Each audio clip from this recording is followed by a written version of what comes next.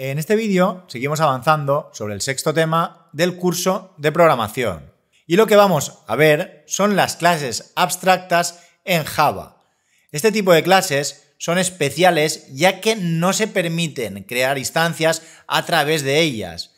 Es decir, una clase abstracta realmente sirve como plantilla para definir ciertos métodos.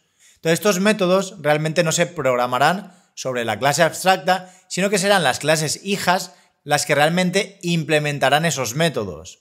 Entonces, realmente estas clases nos van a servir como una especie de estructura donde colocaremos únicamente qué es lo que queremos hacer y luego ya en las clases hijas lo iremos programando.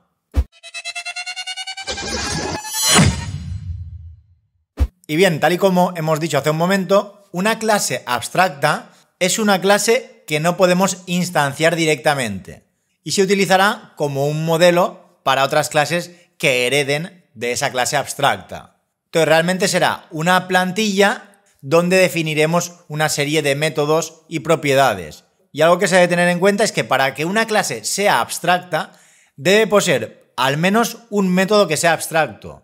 Sin embargo, podrá tener métodos que no lo sean. Y bien, ¿cuándo debemos crear una clase abstracta? Pues cuando necesitemos crear una superclase donde únicamente vamos a colocar la estructura general, dejando que sean las subclases, las clases hijas, quienes definan cada uno de los detalles dependiendo del tipo de instancia. Y bien, pasemos a hablar de los métodos abstractos. Tal y como hemos dicho antes, para que una clase sea abstracta, como mínimo debe tener un método abstracto. Y algo abstracto es algo que realmente no está definido. Por lo tanto, este método va a estar vacío. Es decir, no tendrá ni siquiera las llaves. Únicamente vamos a declarar la cabecera. Entonces deberemos indicar tanto el tipo de dato de retorno como los parámetros con sus tipos, pero no podremos incluir ninguna instrucción dentro de ese método. Utilizaremos la palabra clave abstract para indicar que es de tipo abstracto y únicamente lo declararemos. Serán las clases que hereden de esa clase abstracta las que obligatoriamente deberán implementar ese método. Entonces, tal y como dice aquí, pues la utilidad de un método abstracto es definir qué se debe hacer, pero no el cómo. Y para que se entienda bien, pues veamos el siguiente ejemplo. En primer lugar tendríamos la clase Object, de la cual heredan todas las clases de Java, como ya vimos en el último vídeo. Y ahora en este caso hemos creado una clase que se llama Figura. Entonces aquí realmente tenemos una clase que sería candidata a ser abstracta, ya que una figura puede ser un círculo, un rectángulo o cualquier otra figura que se nos ocurra. Entonces la figura como tal no está definida. Sin embargo, en el momento que sepamos que esa figura tiene tres lados, entonces en ese caso, pues ya sabremos que la figura es un triángulo. Entonces, aquí podemos ver un primer ejemplo de jerarquía de clases en Java, donde tenemos una clase que es abstracta y se llama figura. Entonces lo que haremos será definir esta clase figura como abstracta con una serie de métodos. Entonces cuando alguna clase herede de figura, obligatoriamente deberá implementar los métodos abstractos que tenga esta clase figura. Y para que se entienda bien, pues vayamos a la siguiente diapositiva y veamos un ejemplo. Aquí tendríamos en principio una clase figura que no es abstracta y únicamente tiene un atributo que es el número de lados de tipo entero. Entonces en el constructor únicamente le pasamos la cantidad de lados. Ese parámetro que recibimos lo guardamos en la variable de instancia número lados. Sin embargo, luego tenemos un método que me devuelve un double, que es área. Y en principio me devuelve un 0. Entonces este método realmente lo que quiero es que me obtenga el área de la figura. Pero claro, el área de la figura dependerá del tipo de figura, ya que no es lo mismo obtener el área de un círculo que el área de un triángulo, ya que cada figura posee su propia fórmula matemática para obtener su área. Por ello, todas las clases hijas obligatoriamente deberían sobreescribir el método área, ya que será distinto según el tipo de figura.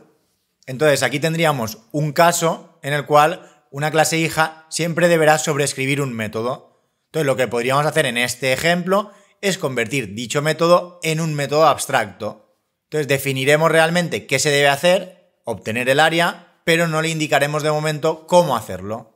Entonces pasemos a ver este mismo ejemplo trasladado a una clase abstracta. Lo primero sería cambiar la cabecera de la clase. En este caso, Public Abstract Class Figura 2D. estamos indicando que es una clase pública de tipo abstracta. Por lo tanto, no podremos crear instancias de la clase figura 2D, pero sí que podremos heredar el comportamiento de esta clase. Entonces, a partir de aquí tenemos un atributo private int número de lados que realmente tendrá que ver con el tipo de figura, ya que en principio, si por ejemplo es un triángulo tendrá 3 lados, si es un cuadrado tendrá 4, etc. Entonces, a partir de aquí tenemos un constructor. Aquí importante el detalle que sí que tenemos constructor. Sin embargo, este constructor únicamente lo podremos utilizar a través de super en una clase que herede de figura 2D. En un main en ningún momento podré utilizar este constructor porque es una clase abstracta. Entonces, en este caso, el constructor recibe un entero número de lados y lo que guardará es el número de lados de la instancia, ese valor que recibe como parámetro. Entonces, en el caso que veremos después, tenemos una clase triángulo que hereda de figura 2D. Pues cuando creemos una instancia de la clase triángulo, deberemos llamar al constructor de la clase padre, en este caso figura 2D, a través de super, pasándole un 3 como parámetro, ya que realmente el triángulo tiene 3 lados. Y finalmente tenemos un método abstracto, public abstract double area, que no recibe ningún parámetro. Y fijaros que aquí no ponemos ni siquiera las llaves, únicamente la cabecera de ese método, con el tipo de retorno, el identificador y entre paréntesis los parámetros si es que los recibe. Entonces, a partir de ahora, si alguna clase hereda de figura 2D, estará obligada a implementar este método, es decir, dentro del cuerpo de esa clase que herede de figura 2D, deberemos definir realmente qué hará ese método area. Y respecto a la herencia de una clase abstracta, es exactamente igual que con clases no abstractas. Únicamente utilizaremos la palabra reservada extends y ya está. Y tal y como acabo de mencionar, al heredar de una abstracta, obligatoriamente se deben implementar todos los métodos abstractos. Si tuviera 4 métodos abstractos, se deberían implementar esos 4 métodos. De lo contrario, ni siquiera compilaría el código. Y finalmente repetimos de nuevo lo que he dicho antes. Desde una clase externa nunca se puede llamar al constructor de una clase abstracta. Sin embargo, si es una clase hija, sí que lo podrá hacer a través de super. Entonces, para finalizar, vamos a ver este mismo ejemplo aplicado a una clase que hereda de figura 2D. Entonces, para ello vamos a ir a la siguiente diapositiva, donde tenemos la clase triángulo que ya habíamos mencionado antes. Public class triángulo extends figura 2D. Este triángulo realmente estará formado por 3 puntos. Aquí he creado una clase nueva que es punto 2D. No es la misma que utilizamos en el tema anterior, la clase punto típica, ya que en aquel ejemplo tanto x como y eran de tipo entero, eran ints. Sin embargo, ahora vamos a crear esta nueva clase .2D donde las coordenadas en el plano de 2 dimensiones van a ser de tipo double, es decir, sí que van a admitir decimales. Y con esto tendremos más flexibilidad a la hora de crear triángulos. Entonces, a partir de aquí, esta clase únicamente tiene un constructor que recibe x e y los guarda en la instancia. Y además tenemos un método public static double distancia que recibe 2 puntos y me devuelve la distancia que hay entre ambos puntos. Y aquí un detalle importante que se debe tener en cuenta es que, si os fijáis, la clase .2D no tiene getters ni setters de x e y. Sin embargo, aquí podríais pensar, entonces, ¿cómo puede ser que dp2 obtenga x e y dp1 igual? Porque realmente es un método estático y recibe como parámetros esos 2 puntos. Entonces, a partir de esa instancia, teóricamente, no debería poder acceder a x e y, porque son privados. Sin embargo, como el método está dentro de la clase .2D, sí que se puede hacer, ya que realmente es la misma clase. Sin embargo, si este mismo método yo lo copio y lo pongo en un main, ya no funciona, porque no tiene acceso a x y a y, ya que no está dentro de la clase .2D. Es muy importante entender este detalle. Y bien, de momento, lo único que tenemos en la clase .2D es el constructor y un método que me devuelve la distancia entre 2 puntos que recibe como parámetros.